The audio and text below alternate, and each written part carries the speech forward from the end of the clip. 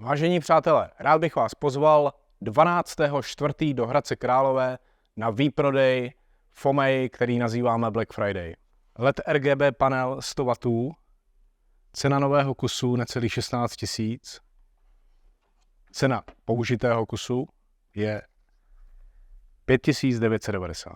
LED RGB tyč, cena nového kusu 8390, výprodejová cena použitého kusu 4290. Studiový blesk Digital Pro X500.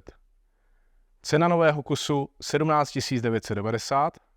Výprodej použitého kusu 9900.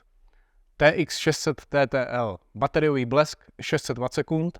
Cena nového kusu 25 990. Cena použitého kusu 13 990.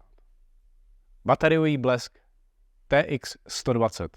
Cena nového kusu 10 990. Cena použitého kusu 6 990. LED Mini RGB 12. Cena nového kusu 4 990. Cena použitého kusu 2490. Taška na 3 blesky nebo na 3 světla. Cena nového kusu 3000. Cena výprodejová použitého kusu 990. Kit LED světel se softboxy. Cena nového kusu 6500, cena použitého setu 2990. Všechny uváděné ceny jsou z DPH, na všechno použité zboží je roční záruka. A vidíme se tady v Hradci Králové na skladě FOMEI v pátek 12.4. v 9 hodin.